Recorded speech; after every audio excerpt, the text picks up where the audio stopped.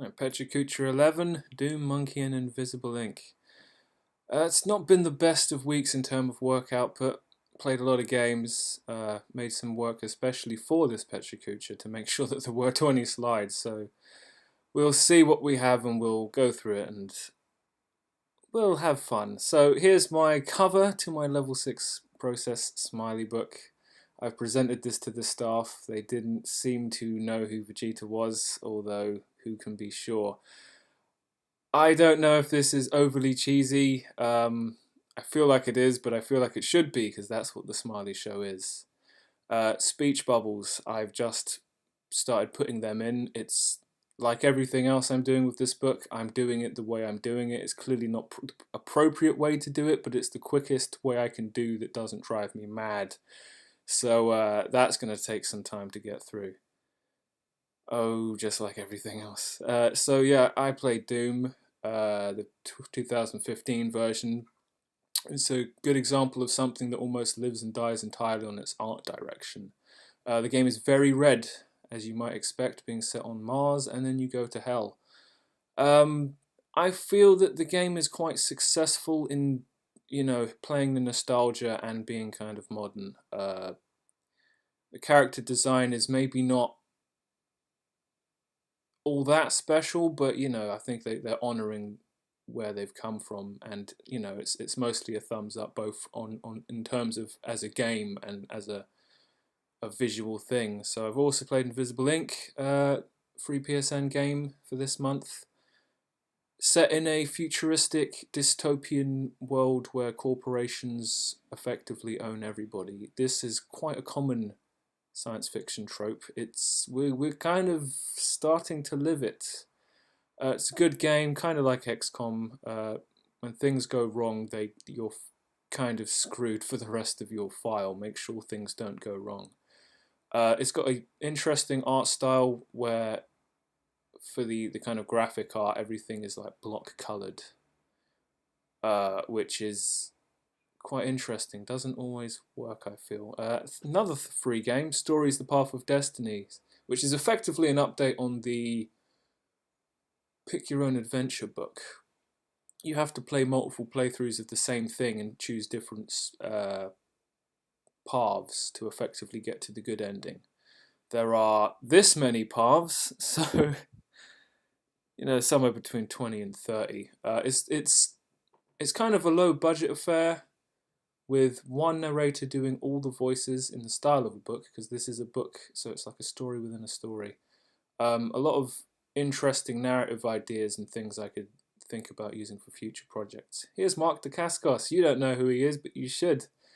He's a martial artist. I think he's in the other film called Drive, which I think is really quite good. Jam Yang Pelsang has kind of gone to town with little showcases of the people you've heard of and the people you haven't. And here's a guy I'd never heard of, Scott Adkins, because he's going now. All the names I know of are basically people who started in the 70s, 80s. Even from Jackie Chan and Sammo Hung all the way to like Wesley Snipes.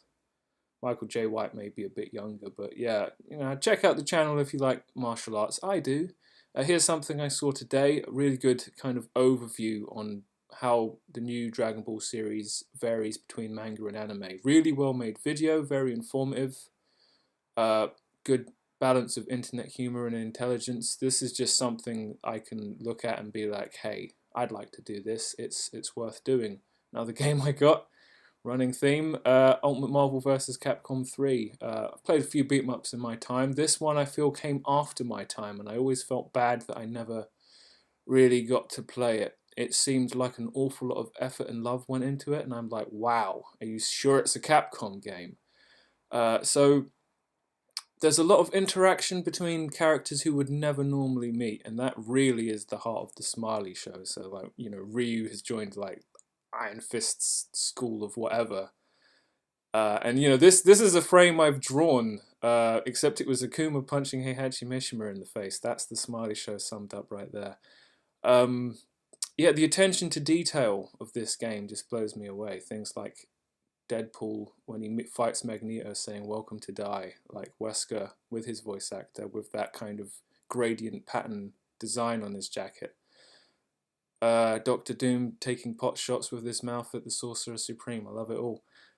So Monkey, I'm still reading it. It's 4 books. I'm burning through it at a pace. This book loves, in the unabridged, to just break into poems, and it's like every time it breaks into poem, it's usually explaining something glorious, and obviously wanting to illustrate this kind of stuff.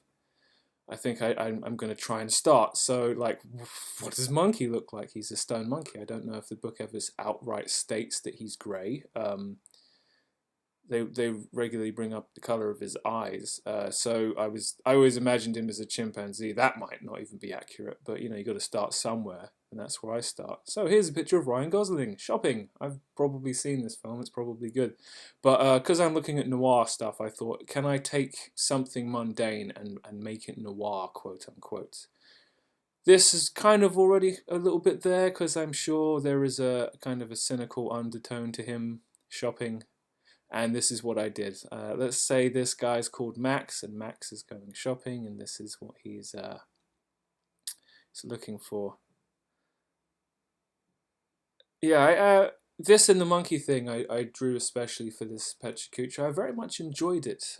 After what was effectively a dud of a week, it was a good way to kind of bring it back up.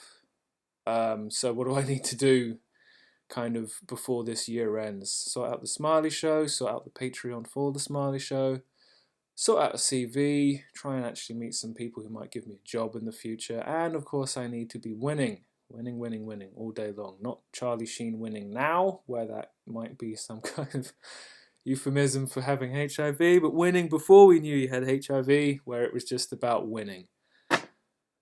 So that brings us to the end of this Pecha Kucha. I'll see you next time.